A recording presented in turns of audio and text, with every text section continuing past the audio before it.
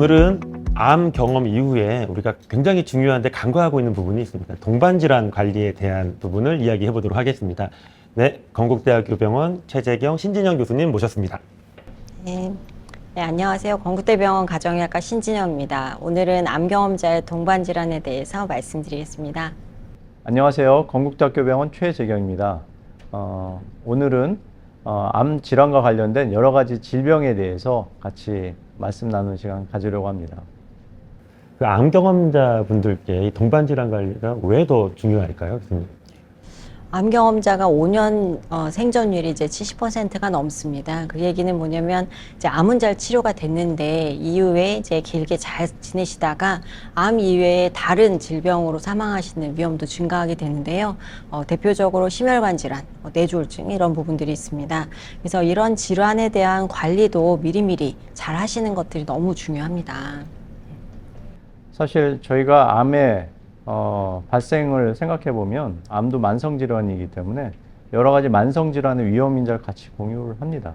그리고 암 치료 과정 중에 생기는 여러 가지 또 만성질환들이 있을 수가 있거든요. 그래서 이제 그런 부분들을 저희가 같이 고려해야 하지만 암 생존자들의 건강 관리를 더욱더 잘 할 수가 있기 때문에. 이게 보통 이제 젊은 분들도 암을 경험하시는 분들이 있지만 이제 암이 발견되고 치료받으시는 분들 연령대 생각해 보면 사실은 암과 상관없이도 이런 만성질환 관리가 필요하신 분들이 많은데 중증의 질환을 딱 만나고 나니까 나머지를 좀 등한시하시는 경우도 있었던 것 같고 그 과정에서도 좀 더 위험 요인이 많다고 좀 말씀을 주신 것 같습니다. 이제 그러한 이제 암 경험자분들의 동반 질환들 중에 가장 무서운 게 저희도 많이 경험하거든요. 심혈관계 질환에 대한 부분인 것 같아요. 구체적으로 최 교수님 이제 어떤 경우를 많이 보시나요? 예, 사실 암을 진단받게 되면 그 암에 대한 여러 가지 위험인자들이 심혈관 질환의 위험인자와 같이 겹치거든요. 그래서 사실 암을 진단받게 되면 다른 질환은 생각을 안 하고 암 치료에만 이제 몰두하게 되는데 다른 질환들이 같이 있는데 모르는 경우나 아니면 치료 과정 중에 만성질환 같은 심장혈관 질환들이 생길 가능성들이 많습니다. 그래서 특히 뭐 관상동맥 질환이라든지 아니면 여러 가지 신부전 같은 부분들은 저희들이 암 치료를 하면서도 그런 것들이 발생할 수 있는 가능성들을 저희가 생각하고 같이 잘 살펴봐야 되겠습니다. 그런 질환들을 예방을 하고 관리를 하려면 저희가 그러면 어떤 검사들, 어떤 질환들을 같이 치료를 해봐야 될까요? 관상동맥 질환, 혈관 질환 생각하면 결국에는 뭐 우리 흔히 알고 있는 그런 만성 질환들인 거예요. 그러면 이제 고혈압, 이제 적정 혈압을 관리하고, 그다음에 혈당 수치를 체크하고, 그리고 또 고지혈증 관련된 이상지질혈증 다른 지표들은 또 괜찮은지도 보셔야 할 것 같고요. 그래서 우리는 이제 뭐 건강검진에서도 검사를 하기도 하고 병원에서 암 치료하면서도 검사를 하기도 하지만 꾸준하게 이런 만성질환 관리를 위한 그런 검사들을 하셔야 할 수 있습니다. 그리고 또 많이 생기는 동반질환에 대한 부분들도 또 검사를 해야 할 수도 있습니다. 일단 심혈관 질환에 대한 부분 얘기를 해보면 결국 우리 흔히 알고 있지만 등한시하실 수 있는 혈압 관리, 혈당 관리, 고지혈 관리 이런 부분도 검사도 잘 해보시고 관리를 잘 해주셔야 된다. 그리고 보통 이런 부분들은 저희 1차 의료 전문가들인 저희 주치의들이 저희 가정의학 선생님들과 논의하시면 많이 도움을 주시지 않을까라고 생각을 합니다. 그리고 사실 이 암 경험하셨던 분들 중에서는 뼈 건강에 문제 있는 분들이 꽤 있더라고요. 왜 이렇게 암 경험자분들은 골다공증이 흔할까요? 암 경험자분들은 이제 치료 과정 중에서 우리가 여러 항암제라든지 그리고 또 치료 제제가 이런 호르몬에 영향을 주는 경우가 있습니다. 우리가 보통 이제 폐경 이후에 골다공증이 많이 생긴다라고 알려져 있는데요. 폐경이라고 하는 것 자체는 이제 에스트로겐의 공급이 줄어들기 때문인데 이제 그러한 치료가 우리가 이제 암 치료를 하면서 발생하기 때문이죠. 그래서 나는 폐경이 아닌데도 폐경을 암 치료 때문에 일찍 경험을 하게 되면 그런 분들은 더 골다공증의 위험이 높아집니다. 그래서 유방암 환자분들 같은 경우에는 특히 그런 골다공증의 위험이 높아지기 때문인데요. 그래서 나는 운동도 잘하고 몸무게도 잘 유지하고 다른 위험 요인도 없고 우리 어머니도 골다공증이 없었어요 이런 말씀도 있으세요. 근데 왜 내가 골다공증이에요 이렇게 말씀하시는 분들도 있는데 여러 가지 요인들을 고려해야 하지만 암 치료와 관련된 요인도 또 무시할 수 없습니다. 그래서 이런 경우에는 적절하게 검사도 하고 또 검사는 이제 골밀도 검사 방법을 또 하실 수 있고요. 그리고 뭐 너무 자주 검사하실 필요는 없는데 뭐 적정한 주기 보통 1년 정도 저희가 말씀을 드리는데 1년마다 검사하시고 그리고 여러 가지 뭐 운동도 하시면서 근육이 힘을 받는 운동은 뼈도 건강해지거든요. 그래서 뼈 운동 뼈가 건강해지는 운동도 하시면서 관리를 하는 것도 뼈 건강에 좋을 것 같습니다.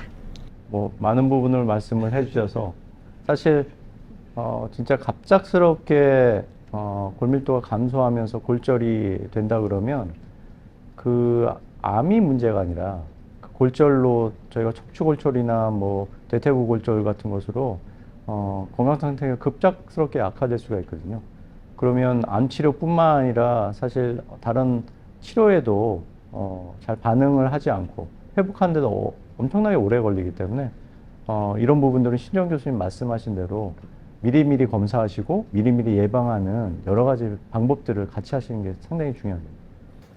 그럼 그 예방하는 방법이 일단 검사를 하시고 잘 드시는 게 맞나요? 잘 드시면서 뭐 필요할 때는 보충, 우리 이제 사실 골다공증, 골감소증 환자분들께 뭐 칼슘, 비타민 D 이렇게 보충 많이 하잖아요.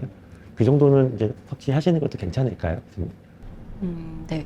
저는 이제 중요한 말씀 하셨는데, 암 치료하시는 과정 중에 이제 너무 못 드시고 하면서 체중이 감소하는 경우가 있거든요. 대략 한 10kg 정도 빠지시는 분이 그 중에 한 10%는 뼈의 무게도 빠진다고 해요. 그러니까 뼈의 질량도, 골 질량도 약해지기 때문에 그에 대한 보충이 반드시 필요하거든요. 근데 이제 아무리 잘 드신다고 해도 내가 이제 운동 열심히 한다고 해도 사실 할 수 있는 게 한계가 있기 때문에 어느 정도 적절한 뭐 비타민 D라든지 뭐 칼슘제를 좀 보충하는 것도 필요할 것 같습니다. 그래서 적절한 검사, 보충, 그리고 운동이 필요하다라고 뼈 건강에 대해서 정리를 해보도록 하겠습니다. 그리고 다음으로 또 흔한 문제가 빈혈을 경험하는 분들이 많다 그러더라고요. 교수님, 뭐 어떻게 저희 관리를 하고 예방을 해야 될까요? 사실 저희가 암 종류에 따라 달라지겠지만 위장간암이 위암이나 대장암 같은 경우는 그 수술 이후에 저희가 철분 흡수와 관련된 여러 가지 그 부분들이 같이 이제 수술이 되는 경우들이 있거든요. 이제 그런 경우들은 철결핍성 빈혈 같은 것들이 이제 많이 생길 수가 있고 또 수술 외에도 이제 항암제나 방사선 치료와 관련된 부분도 또 빈혈을 일으킬 수 있는 그런 부작용들이 많습니다. 그래서 사실 이런 부분들이 저희가 이제 암 경험자에 있어서 이제 빈혈을 또한 중요하게 보는 이유입니다. 이게 원래 막 피곤하시고 힘들어하시니까 그리고 검사하면 잘 모르잖아요. 그래도 혹시나 막 의심해봐야 될 때는 언제 이렇게 그런 증상들이 있을 수 있을까요? 그럼요. 그래서 빈혈은 보통 이제 일반적으로 피로감, 뭐 이제 자꾸 눕고 싶거나 뭘 해도 기력이 없거나 아니면 조금 어지럽다 이렇게 말씀을 하시는 경우가 있는데요. 물론 이제 빈혈이 반드시 이런 증상으로 나타나시는 건 아니지만 뭐 여러 가지 증상을 유발할 정도라면은 꼭 병원에 찾으셔가지고 기본적인 검사를 해서 저희가 원인 좀 찾는 건 필요할 것 같습니다. 그래서 빈혈에 대한 부분들은 다양한 요소들을 조금 고민을 해야 돼서 그냥 넘기시기보다는 그래도 한번 주치의와 상의하시는 거는 필요할 것 같습니다. 그 외에도 우리가 이제 암 경험자분들 보면 뭐 수면 장애, 우울 장애, 또 심지어는 뭐 인지 기능에 대한 거나 만성 통증 여러 가지 이 불편감과 이 문제가 있는 분들이 많으시거든요. 이제 이런 분들 같은 경우에 우리 가정학과 선생님께서 어떻게 좀 진료를 해주실 수 있는지 좀 궁금하거든요. 결국에는 가정의학과는 종합적으로 보는 겁니다. 그러다 보니까 여러 가지 질병이나 질환들에 대한 분들 같이 고려할 수 있고요. 그런 것들을 따로따로 검사했을 때 여러 가지 시간들도 낭비가 될 수 있고 제대로 진단이 안 될 수가 있는데 저희 가정의학과에서는 그런 부분들을 같이 고려해서 정확한 진단과 거기에 맞는 치료 방법들을 저희가 제시할 수 있을 거라고 생각합니다. 저는 이제 수면 말씀을 드리면 예를 들면 이제 유방암 환자분들 같은 경우는 진단 후 초기 1, 2년에는 한 80% 정도까지 수면 장애를 경험하십니다. 근데 나는 이제 어떻게 보면 갑자기 암도 진단받았고 그리고 또 치료도 하니까 잠을 못 자는 게 당연하겠지라고 생각을 하시지만 실제적으로 나만 문제가 있는 게 아니고 나와 같이 이렇게 진단을 유방암 진단을 받으신 분들이 비슷한 이런 어려움을 겪는다 하시면 또 조금 마음을 너무 걱정하지 않으시는 경우도 있어요. 그래서 어떻게 보면은 가정의학과에서 그런 전반적인, 그래서 내가 어떤 다른 문제가 있어서라기보다는 내가 이렇게 암 치료를 하면서 자연스럽게 겪는 방법이구나. 혹은 나는 암 치료가 다 끝나고 이런 경우는 일반적이지 않아 라고 하면 또 가정의학과에서는 거기에 맞는 검사 방법이라든지 또 이렇게 치료 방법을 안내해 주실 겁니다. 그래서 이런 통합적으로 보는 거 너무 중요하고요. 가정의학과는 암을 진단하는 과고 또 암 치료 과정 중에는 암 치료와 관련된 발생하는 여러 문제들을 해결을 합니다. 그리고 암 치료가 완치가 돼서 잘 치료가 되면 그 이후에 암 경험자 관리도 가정의학과 선생님들이 너무 전문가로서 다 잘 하고 계시고요. 그리고 좀 안타깝게도 암의 완치는 아니고 그 이후에 완화, 그래서 암의 재발이나 또 암으로 또 힘든 그런 증상들을 경험하시는 완화 의료에도 가정의학과 선생님들이 계세요. 그래서 가정의학은 어떻게 보면 암의 진단부터 그 정말 끝까지 저희가 책임지는 거 아닌가 이런 생각을 하게 됩니다. 사실 암을 진단받았던 것만으로 암 경험자들은 너무나도 불안해하고 우울해하고 힘들어합니다. 사실 이런 부분들이 많이 관가가 되는 때가 있는데요.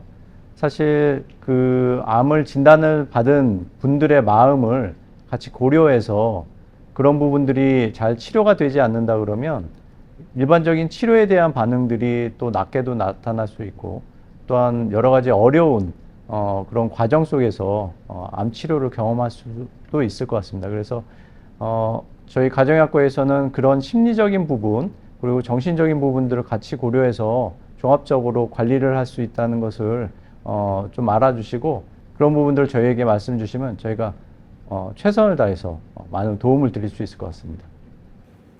네, 감사합니다. 오늘은 저희가 그 암 환자분들, 암 경험자분들에게 동반질환 관리가 왜 중요한지, 그리고 이러한 동반질환 관리를 하는 데 있어서 우리 주변의 주치의 선생님들이신 가정의학과 선생님들의 역할이 얼마나 중요한지에 대한 이야기를 나누어 봤던 것 같습니다. 두 분 교수님께 마지막 멘트 부탁드리면서 마무리하도록 하겠습니다. 암 치료 너무 힘들고 어려운데 잘 또 견뎌내셨고 잘 마치셨습니다. 그래서 그 이후에 암 치료 여정에 있어서는 저희 가정의학과 의사가 함께 하겠으니 많은 상담해 주시고 또 궁금하신 것도 물어보시고 네, 적극적으로 실천하실 수 있도록 저희가 돕겠습니다. 암을 진단받으셨습니까? 저희 가정의학과가 많은 도움을 드릴 수 있습니다. 삶에 있어서 좋은 의사를 만난다는 게 진짜 중요한 것 같습니다. 암이란 진짜 많이 걱정되고 힘든 그런 경험이 있으신 분들 저희 가정의학과와 함께 하시면 저희가 좀 더 좋은 그런 방안을 찾아보고 같이 고민해보고 최선의 건강을 이루도록 저희가 노력할 수 있겠습니다. 네, 이 영상이 암을 경험하신 분들 그리고 가족분들께 큰 도움이 될 수 있기를 바랍니다. 네, 지금까지 최재경 교수님, 신지정 교수님과 함께했던 영상이었습니다. 네, 교수님 감사합니다.